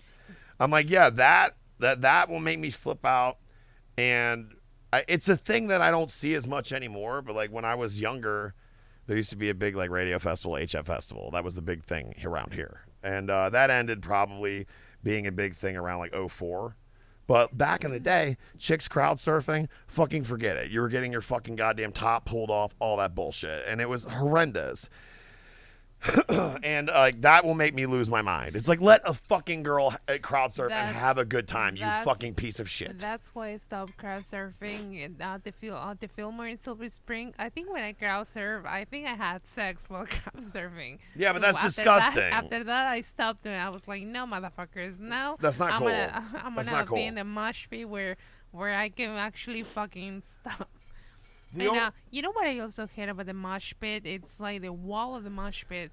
Some guys in the wall of the mosh pit. I mean, if you're in the wall, you're supposed to stop people like from the mosh pit. Like you might do a little push, but you don't fucking like punch them, or you don't fucking like. No, there's like etiquette. You don't fucking act like aggressive to mushers. Like if you don't want to be hit, get the fuck out in the center. Get on the side. Like, well, yeah, don't be a big bitch about it, but like also like I try to keep in mind when there's ladies nearby, because like I'm a bigger dude. I don't really want to fucking steamroll or like hurt anybody.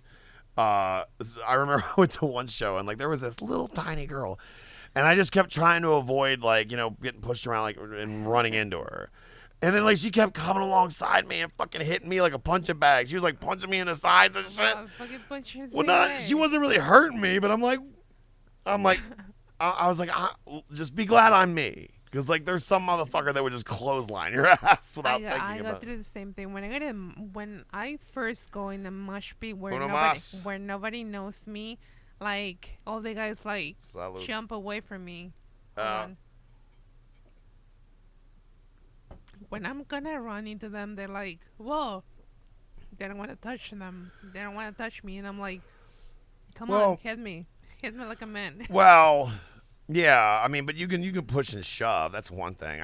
My whole thing was that and And that's what I don't know. I just don't want to hurt anybody. Like that's basically my MO. Like we can all have a good time and stuff. Nobody wants to hurt anybody. It's about having a good time and mushing. Yeah. The only that, and then there was a dude I used to see at some shows. I haven't seen him in a while. He was like a blonde-haired guy, and this was also like when I was younger, and like I would go to town. Like not so much anymore, but like I used to run into this guy at all the shows. I could point him out if I saw him, but I don't know what his name is or anything about him. And he had blonde hair pulled back into a ponytail, and he always had a mouth guard on. Yeah. Like you would see him get in the pit and put that mouth guard on. And if you see a motherfucker putting a mouth guard on, let that be an indication to you that motherfucker's about to go fucking buck wild. And he was smaller than me, but he was like fucking rock solid. So like when we would like just push and shove each other, like I would push him and shit, and then he would come back at me. That fucking I know that goddamn dude. I know he was lifting some serious weights because like he would send me fucking my fat ass flying. I was like, fuck. But regardless, so damn, we've gone for a good long while on this. Normally, I keep these episodes at about an hour. We're about like an hour and 20 minutes. We can do like a second part. We can do as many as possible. Like, honestly, as like if you're willing to come down here and do an episode, I'm always fucking down to hang out and and I'm glad that you're actually like you wanted to do it. It wasn't like I felt like I was nagging you to do it. You know what I'm saying? Which was nice. Because like some people I feel like I'm nagging. You know what I mean? I had fun doing it. Like I was, to be honest, I was nervous to come here because at first, like I told you earlier, I'm so used to do my own show by myself. Yeah. And coming to a stranger place with another podcast, it's like some fucking shit, weird. What am I going to get with some into? weird, big-headed, fat, loud motherfucker you don't know. He's hardly. Gonna turn into one of my Uber Indian drivers. Indian Uber drivers that later on they're gonna be hitting me up on Instagram. Hey, I'm your Uber driver. No, I'm just kidding. I had so much fun coming here. That's awesome. And thank you for the Jameson shots. I got like. No, I am a partier. I feel pretty fucking confident right now. Yeah, that's what they always say. If alcohol is depressing, why do I believe in myself so much right now? I know, right? Like fucking alcohol. That's awesome though. Like, cause like I mean, I get it. Like I don't want anybody to come down here and like feel and especially for a female. Like if it's one of my dude friends or some shit, like I'll be like, fuck. I was like kind of self-conscious about like this place is kind of a mess. But I was like, you know what? I'm not, you know. Like you should see my room. Yeah, you got squirrels and shit living in it. I got a squirrel. How do you? I had a ferret, but sadly he died after 5 years of being with me. Oh, it was too much. 5 years too much. I got a squirrel. He's 3 months old. Okay, yeah, but squirrels aren't typically pets. How does Rachel Cruz become a pet owner of a squirrel? So my friend, he is drummer at the band Unknown. He's from Richmond, Virginia. I know the name. I don't know them. Check them out, guys. Check out their new single, Vicious. And they have another new video on YouTube, Unknown. So, anyways, he's a drummer of the band, and he... Oh, was that the dude you were pregnant by?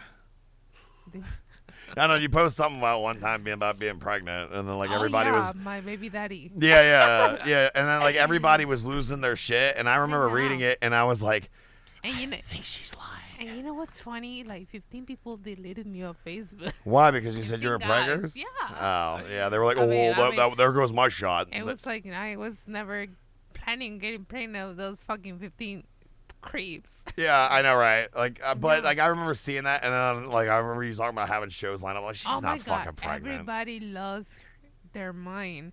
Anyways, he works cutting trees, and he cut a tree, and he saw this little baby falling off the tree. He was like a fucking sperm. Like a little sperm fucking little shed thing.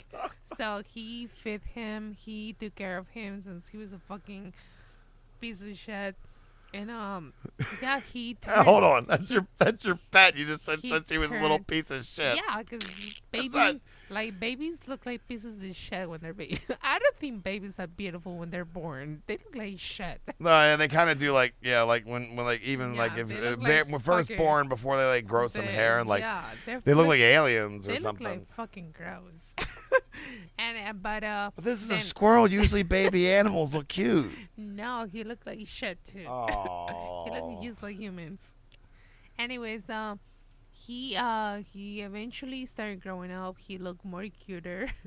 And then my friend and their band Unknown, they're having a lot more shows going on, opening for a lot of bands, and they're going like on tour in Virginia. Hey, And they're busy touring, so hook a brother up. Cause like I'm trying to get. I mean, I managed to get one show, and I got one show in like PA in August, but like I've done 10 million shows between Fishhead and Sparta Inn. I'm Yeah. trying not. And those are like they're not.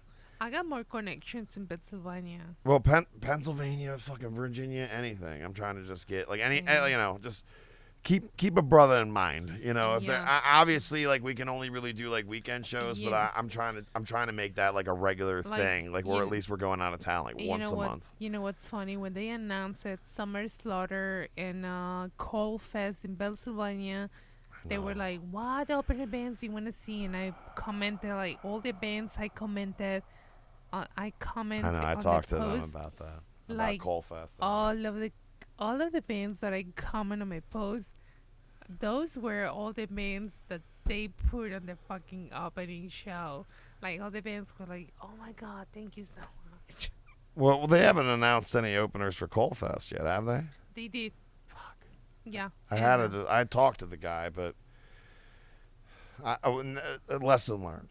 Lesson learned. He was. I was honest. Okay. This isn't motherfucking Yes. anyone. He okay. I got like no. I was shocked to get a I'm response. friends with the owner, so tell me. No, it wasn't anything negative. Yeah. Okay. Basically, it went like this. I directly contacted the promoter, like the Mark Cole or whatever, right? Mark Coles. Like the productions, like the Yeah. page, and I was surprised to get an answer at all, because a lot of times with like stuff like that, they have their circle of bands that they'll already book and like whatever. So a lot of times you're not gonna get an answer. So he's like, oh well, he's like, give me about a week. If you over there, but like he's like, give me about a week, and I got to sort some details out, and then I'm gonna work on that. I was like, okay, and then he did get back to me, but he's like, can you sell 50 tickets at $35 a piece? 50 tickets. There's no fucking way that's gonna happen. Yeah, and I said I could probably guarantee 20, right? Is what I answered with. You can bring me one. God, yeah, I know the refrigerator I think might be going to shit. I don't know. They're not as cold as I'd like them to be. Well, yeah, because I think the seal on it's fucking up. Somebody's fucking opening the beers, drinking them, and putting them back on. No, What the fuck? no, that's been. Listen, it was free. A friend of mine gave that to me, and I was like, "Fuck yeah!" Because I have a little mini fridge up on the back porch too, which is like my like. So if it's I free- love how crafty you are. She's getting. So if it's free, drink as much as you. Yeah, can. I gotta finish them before that whole thing goes out, and then I'll have to put it on the curb or whatever when it's fucking completely shot.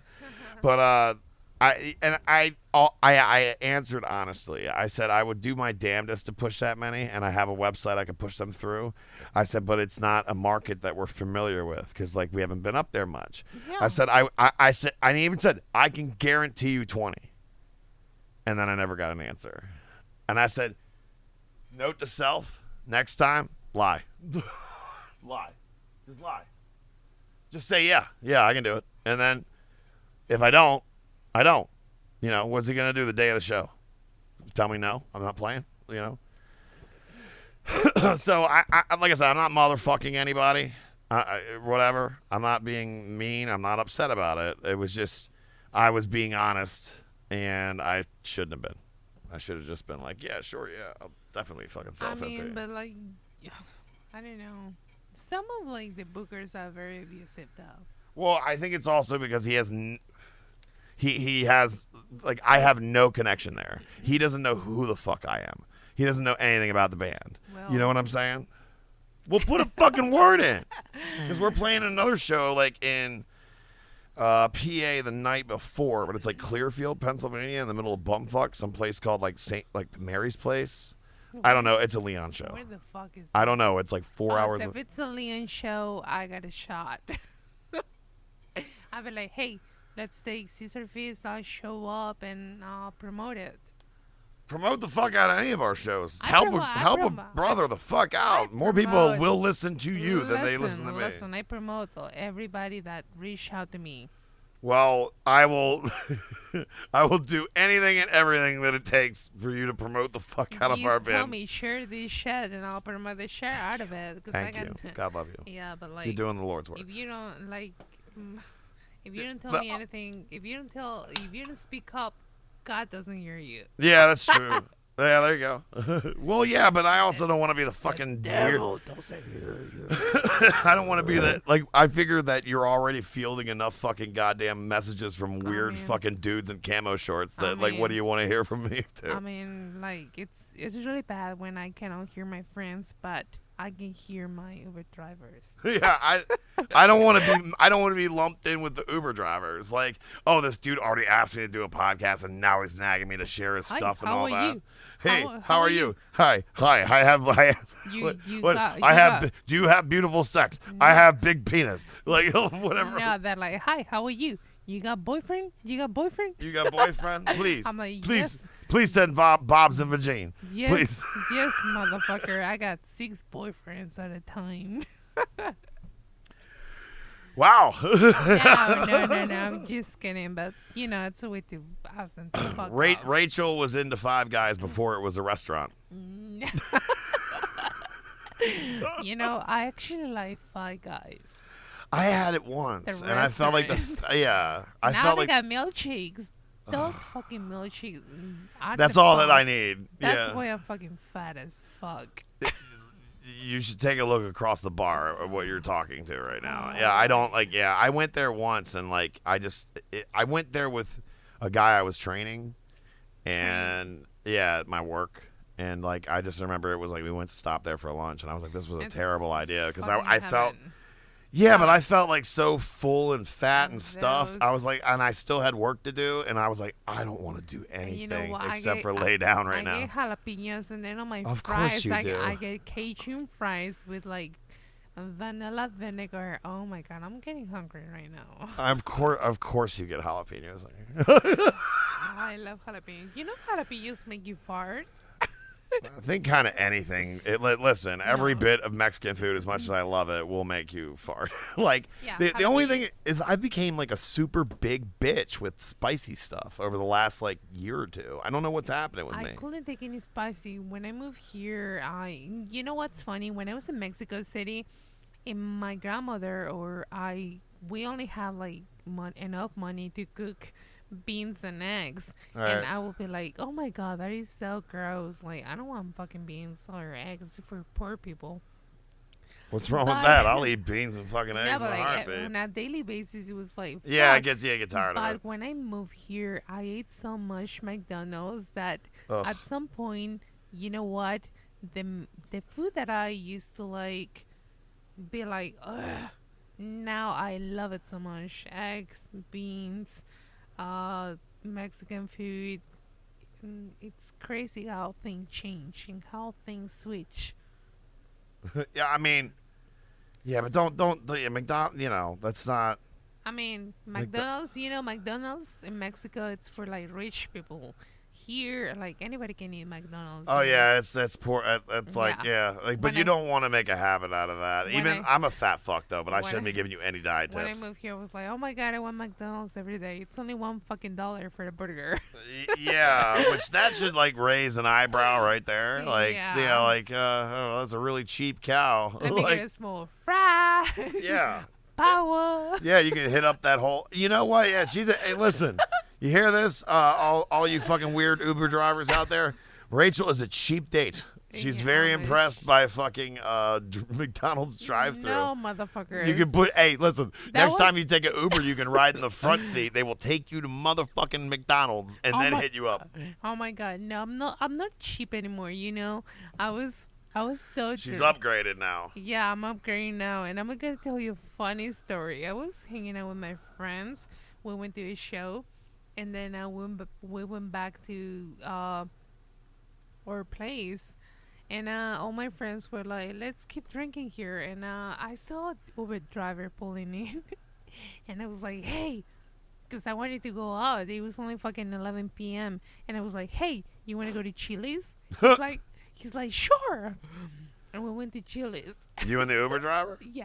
Or was he not that much of a weirdo? Did you guys like went in and ate together? I mean, I only took him to pay my drinks. Oh. And then I was like, okay, bye-bye. See, that was rotten. Oh, I mean, whatever. Do you, babe? I'm not here to judge. I got my days. I know. I listen. I always used to joke before I was in this band. Not that I'm like a fantastic singer or anything. I'm a screamer. That's what I'm good at. You're like, yeah, but like, yeah, I can do all that. I mean, I can sing a bit, but it's got to be low. So when I would go to the bars, I started doing this. Is actually when I kind of figured out I could scream. Right. I would always. It started doing "White Wedding" by Billy Idol. Yeah. How did you find out? How did you find out that you were able to do those vocals? Honestly, it was through karaoke. Honestly, like I did like there used to be when I was living with my cousin, there was a bar like right down the street that we used to go to like every weekend, just because it was close. I didn't have to worry about driving, whatever. And they did like karaoke every weekend. And I would do, my main go-to was Rebel Yell from Billy Idol. In the midnight hour, she cried, more. And I would play that, and like dudes would buy me shots. It was funny. They're like, "That was great, man. You want a Jaeger bomb?" Like, fuck yeah, dude. And then from there, like, then I did like there's not much to pick from in a screaming range of things in like the karaoke book. They don't have much. But what they do have is they have Bodies from Drowning Pool, and then they have like Walk from Pantera. Let the body set the floor. Let the body set the floor. Let the body set the floor. Yeah. I was never like a big fan of them either. Fun story though, I did go. Well, this isn't really a fun story. I did go to the Ozfest. I think it was 2002, and they had been like that song was such a hit that they were moved to the main stage, and but it was it was still Nissan Pavilion then. It's called Jiffy Lube Live now, and that was the night that their singer, the night prior to that Ozfest date, was that they found their singer dead. Because like the whole day, every band was like. Did they find him dead before the day of the show? Or it was like the night before. It one happens, or the other. It happens all the time. I was gonna see Soundgarden for the first time, in Rock on the Range in Columbus, Ohio, and that's where that was. The next day I was gonna see him, and the night before, he killed himself. And who else? The guy of Linkin Park, Stone Temple Pilots. No. I can't fucking Those remember. are like the two I can name off the top of my head. It was like Chester, Linkin Park. That was like another one. Then there was Scott Weiland but he didn't kill himself. Like Scott Weiland, I was a huge Stone Temple Pilots fan back in the day. Like, I mean, like, I don't want to hear the hits anymore, but there's like a bunch of really good songs on all their old albums. And I saw him several times where he looked sober, clean, and healthy, and then like he went off the rails and then died. The guy of the Prodigy. I was gonna see him on Welcome to Rockville. He killed himself one fucking night before. I don't know. It's like a fucking habit nowadays. Like depression is a real struggle in the community, and it's no fucking joke. Like anybody can have it, and like it might be normal, but it's a serious struggle. No, it's that bad. It's awful, and like I haven't. It is awful. I was waiting for either my co-host or one other a friend of mine who's been on the show a bunch before I like talk about this in more detail. But I just had it happen with me too, and that was a friend that I was very close with. As a matter of fact, she was at Slayer with me, and then I was at this Iron Reagan Sacred Reich show. And I mean, we went to shows all together. I mean, I know that like she just went through a breakup, was kind of bummed out, but no one had any inkling, like, she was gone. I don't know what happened. I don't care to know. I just know she like took and like I went. Her mother put like a thing together at this bar up in Hamilton called the Shamrock Inn, and like that was where she hung out a lot because I was up around where she lived. And that was my first time ever meeting her mother, because like her mother and her like didn't like speak for whatever reason. And like I just remember going in there, and she had all of her band shirts that she owned like all laid out. And she was like, "Please, everybody take these," and like all of her CDs and stuff, because like it was like her family was the scene. Yeah. I remember the first thing I go in there is like the first thing I see is a fucking Scissorfish shirt. I fucking lost it. It is a real struggle. It is no joke. It happens. It's one of those things though. Like it happens to the best of us, and like. I just wish that. Well, I mean, everybody feels the same way. Yeah, we wish that like she would have reached out, but like she didn't. No one knew. But sometimes we're afraid to reach out in personal experience. It's so hard to reach out to people because people automatically think you're crazy, you're emo, like people can take this as a joke, to be honest. Yeah, no, unfortunately it's because like I mean, even in my lifetime, like I've dealt with like the people that just like say that shit for attention, but I mean, I'm here to talk to you and all that, but like I'm also not here to like coddle your bullshit. But not that there was any of that with her. I'm not gonna get all into that on this. Like we've been upbeat on this, and I want to keep it that. People. Yeah, no, not bore anyone. I just I was gonna save all this for like for another podcast. Yeah, because it's fucking sad, and I don't want to fucking bring it down. Don't make everybody like I'm bringing you a big audience right now. I know. Yeah, she's a big shot. No, hold on. Here's the other thing. You will only bring us a big audience if you fucking share our fucking podcast when it actually comes out. Well, you haven't sent me. What? No, it's not done yet. We're still recording. Okay, but I hope so. When it happens, you can share it on your Facebook, and that'll help us. Of course. The reason I bring that up is that our biggest guest, this is a big name, right? Yeah. We had okay.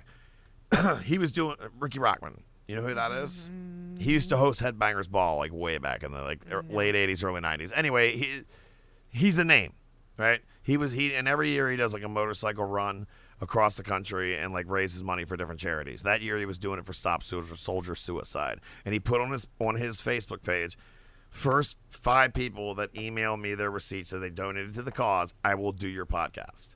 And he called in and did our podcast. And we actually still have sound drops for when we were trying to set it up, because we didn't know what we were doing as far as setting up a phone call into this mixer. So there's this one. Oh, it's echoing back and everything. It's terrible. Yeah, that was when we were asking, what does it sound like over there? Hello? And that's when he was confused. Hello? Hello? Are you listening to me, bitches? Hey, Ricky. Hello? Hey, what do you think about the sound today on me and Rachel's podcast? It's terrible. Thanks. That is fucking awesome. But yeah, like, I could fucking like. I have that up on YouTube and all that, but like, he did 30, like about 35 minutes of it. And like his best friend is like Axl Rose and shit. That's a big deal. It is shareable. And I paid $50 to his fucking cause, and he spent 35 minutes on the phone with my annoying ass. Fucking awesome. Yeah, that was our one shot at big stardom. But the thing is, he never shared, never retweeted, nothing, ever. Really? And like I was like, fuck. I was like hoping that this would get. He was gonna share it. No, and but he was like, after. You paid for the show. You didn't pay for me to share it, motherfucker. Yeah, and I explained this to our co-host, my co-host, who was all pissy about it. Yeah. I said what it is that he agreed to do it because we paid for that, but he doesn't know us from anyone else. He doesn't even know that this episode was normal, but our last episode was all white supremacist talk. He might know Rock Rage Radio. He might know now. And he might now it'll confirm that I'm not a white supremacist. Rachel. Yes. This is officially the longest podcast I've ever done. I'm going to put a fork in it. I would like to thank you sincerely from the bottom of my fucking heart for coming on here today. I want to thank you for having me over. Absolutely. For being so fucking patient with me. And no, you've been a great guest. And last but not least, but the most important, for having my fucking 2 shots of Jameson that became 5 shots and 4 beers, and it's fucking awesome. Listen, and I love it because this is my favorite shot, and Matt Fisher don't fuck around. And okay, I'm feeling really awesome. Right I'm glad you've had a good time. Everybody, if you're listening to this, go ahead and download the Rock Rage Radio app. You can go right on like Google Play or the Apple Store, wherever your phone directs you to. Go check that out. She hosts, and honestly, I've listened to it on a pretty regular basis. She hosts 3 to 6 Monday through Friday, right? Yes, I am Rachel Cruz, and my show is called Metal Erotica Radio Show. You can download our free app on your app store, Rock Rage Radio, and then send me your music to metaleroticaradio@yahoo.com.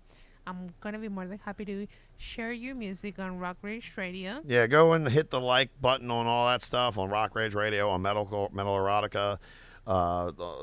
Hit the like on both of those. I can't thank you enough for putting our music out there because, like, even whatever that may be, no one else has fucking done it. Keep doing what you're doing. Your music is fucking awesome. And Thank you. And I'm very honest when it comes to the music that I like. If I don't like it, I'm not gonna play it on my show. If I like it, I'm gonna play it on my show. Yeah, and, my band's pretty simple. Like I'm not.